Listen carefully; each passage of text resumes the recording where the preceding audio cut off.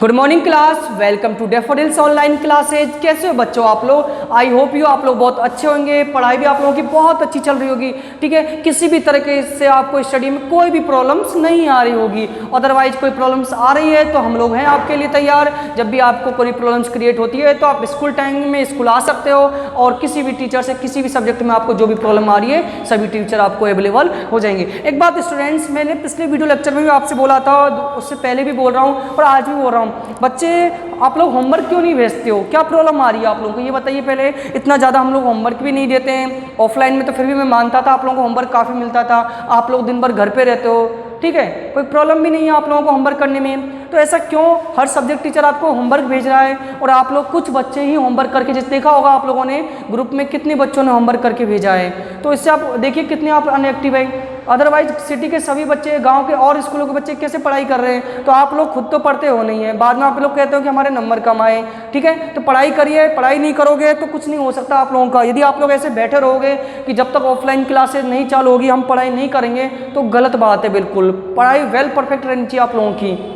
तो जैसे आप होमवर्क भेजते हो हमें भी अच्छा लगता है कि हमारे बच्चे पढ़ रहे हैं, और आप पढ़ोगे आपकी पढ़ाई भी वीक नहीं होगी, और जब आप ऑफलाइन में हमें मिलोगे तो हमें मन से खुशी होगी कि हम जैसा बच्चों को छोड़ के गए थे बच्चे हमें वैसे ही वापस मिल रहे हैं, ठीक है। समझ गए होंगे आप लोग। तो अभी तक जिन बच्चों ने अभी भी होमवर्क नहीं भेजा है वो अपने सब्जेक्ट से रिलेटेड होमवर्क भेजिए, देखिए और बच्चों ने कैसे भेजा है, उसमें से देखिए यदि कोई प्रॉब्लम आ रही है तो आप स्कूल आ सकते हो। अदरवाइज पढ़ाई में मैं नहीं चाहता किसी बच्चों को प्रॉब्लम क्रिएट हो। हम लोग आप लोगों के लिए बेस्ट से बेस्ट करने की कोशिश कर रहे हैं, बिल्कुल ऑफलाइन क्लासेस की तरह पढ़ाने की कोशिश कर रहे हैं, फिर भी प्रॉब्लम्स कैसे पता नहीं क्या आ रही है। चलो हम चैप्टर चालू करते हैं, page number 70।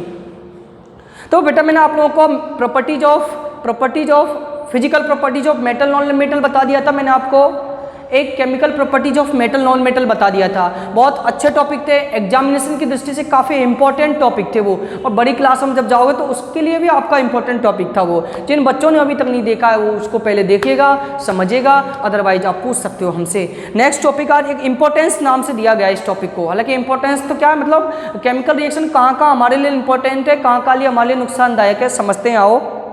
Reaction of metals with acid that we have studied in the section have important implications in our daily life. We use metallic utensils in our house when certain foodstuffs with acid in them excessively pickles में लिखिएगा अचार, curd means दही, citrus food में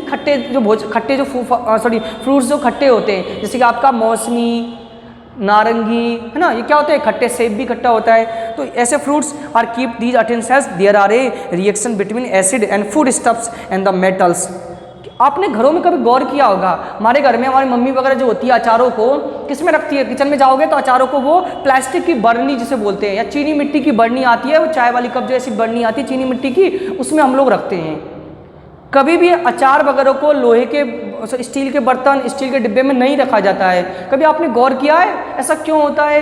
क्योंकि हम लोगों ने science में पढ़ा है कि रिएक्शन विथ एसिड में खट्टी चीज़ें मेटल के संपर्क में आती है तो हाइड्रोजन गैस बनाती है। कल पढ़ा था ना हमने, खट्टी चीज़ें हाइड्रोजन के मेटल के संपर्क में आती है तो हाइड्रोजन गैस बनाती है। Means reaction with acid, metal acid से रिएक्ट करेगा, क्या बनाएगा?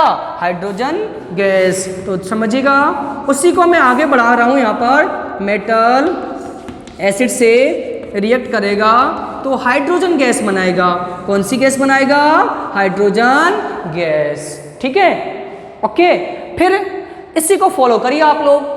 अब मेटल क्या है हमारा, एसिड क्या है, जो चीज़ें खट्टी होती है। अचार जो है हमारा, पिकल्स जो है, अचार खाया है सभी ने, कोई सा भी अचार हो सभी खट्टे होते हैं। खट्टे मतलब हालांकि ऐसे कोई तो नहीं है, लेकिन अधिकतर खट्टे ही होते हैं। अचार कैरी का ले लो आप, नींबू का ले लो, ठीक है, अधिकतर आपको खट्टे ही मिलेंगे। उसको जब आप किसी स्टील के में रखोगे ना, स्टील के कंटेनर में, तो प्रॉब्लम क्या आएगी? हाइड्रोजन गैस से मेरा मतलब हुआ वो जो पदार्थ है जहरीला हो जाएगा। फिर आप उन अचारों को खाओगे तो आपको पेट में दर्द, कोई ऐसे हेल्थली प्रॉब्लम्स आ सकती है। इसीलिए हमारी मम्मी वगैरह होती है, हमारी दादी वगैरह, वो अचारों को प्लास्टिक के कंटेनर में या चीनी मिट्टी के जो कंटेनर आते हैं उसमें रखते हैं, ठीक है। तो आप लोगों को भी नहीं रखना चाहिए, समझ गए। Next, this reaction result into the product of toxic compounds, मतलब इसका परिणाम ये होता है कि जो हमारा खाना या भोजन है ना वो जहरीला हो जाएगा। हम यदि उसको खाएंगे तो हमें नुकसान करेगा।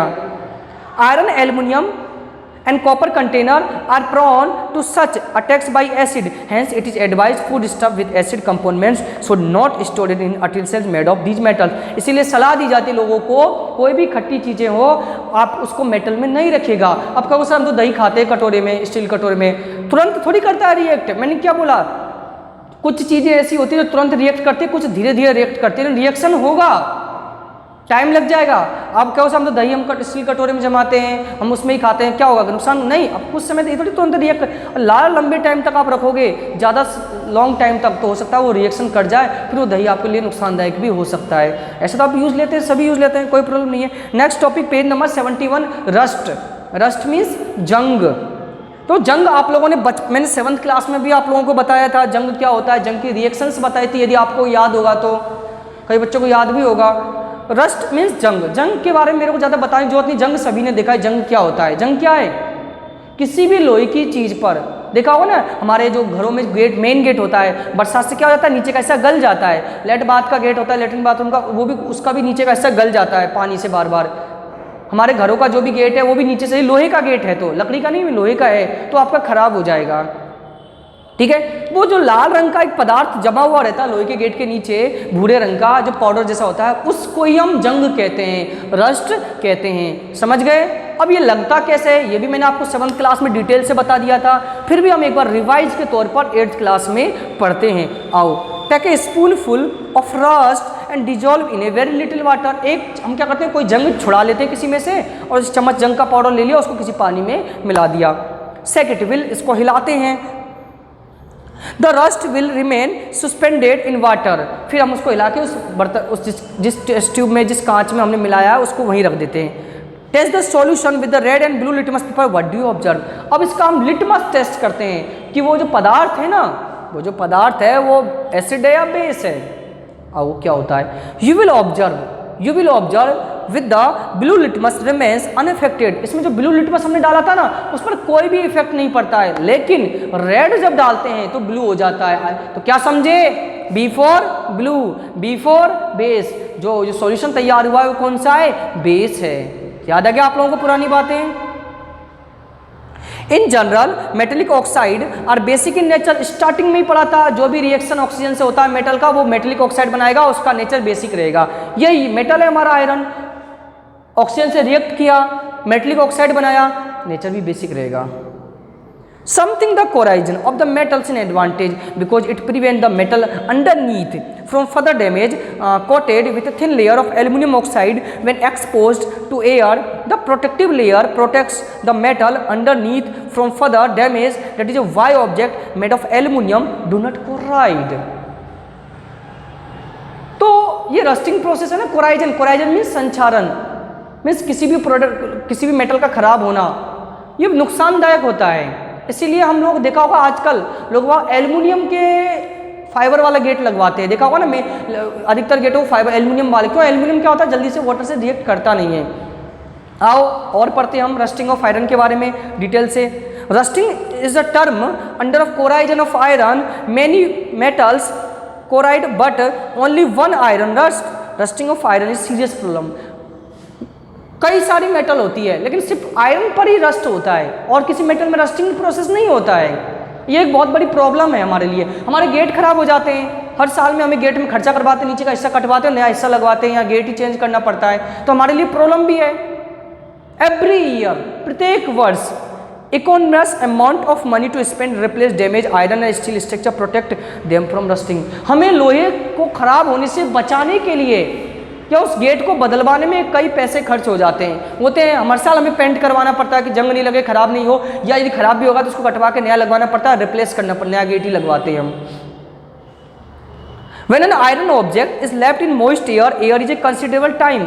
लोहा जंग लगता कैसे, जब भी किसी लोहे को लंबे समय तक यदि खुले में रखें, खुले का मतलब हवा में रखें, और पानी में उसको रहने दें, मतलब पानी के संपर्क में वो आए लंबे समय, मैंने पहले बोल दिया 1-2 दिन में कभी भी लोहे के गेट पे जंग नहीं लगता है, लंबे समय तक रखें तो उसमें रस्ट हो जाता है, रस्टिंग प्रोसेस चालू हो जाती है। During the rusting of iron metal react with oxygen in air in the presence of water to from hydride iron third oxide Fe2O3 X2O, this is called rust.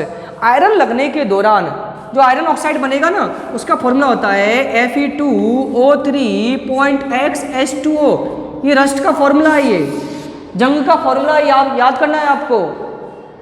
यदि मैं इसका रिएक्शन यदि मैं आपको बताऊं ना तो आप रिएक्शन देख सकते हो, पेज नंबर 67 खोलिएगा और उसमें ऊपर ही ऊपर दे रखा है पेज नंबर 67। मैं यदि आपको लोहे जंग का वो लिख देता हूँ, रिएक्शन काफ़ी इंपॉर्टेंट है एग्जाम पॉइंट ऑफ व्यू से, रिएक्शन ऑफ रस्टिंग लिखिए तो 4Fe plus 3O2 plus XH2O क्या बनेगा आपका 2Fe2O3.XH2O। ये आपका जंग का फॉर्मूला हो गया। क्या हो गया? जंग का फॉर्मूला। काफी इंपॉर्टेंट है, पेज नंबर 67 पर ऊपर ही ऊपर दिया गया है, आप लोग देख सकते हो। कौन सा पेज? 67 पेज पर ऊपर ही ऊपर देखिएगा नोटबुक में खोल के, ठीक है। दिस इज कॉल्ड रस्ट, इसे रस्ट बोलते हैं। The number of molecule of water x is not fix. यहाँ पर एक्स का मान फिक्स नहीं है, या बड़ी क्लास में पढ़ोगे 10th वगैरह में जाओगे जब। Rust from out of the surface iron unfortunately it is soft crumble substance. जो जंग होता है ना बहुत मुलायम होता है, आपने कभी टच भी किया जंग हमारे तुरंत हाथ में तिलक की तरह लग जाता है, हाथ में पाउडर की तरह। If soon flax off then more iron rust we have iron nails screw pipe tawa khurpi kudal railing covered with red brown rust or they are when it iron most red। आपने देखा होगा खुरपी कुदाल चाकू तवा सब में जंग लग जाता है मोइस्ट एयर के संपर्क में, नमी के वातावरण में संपर्क आने पर।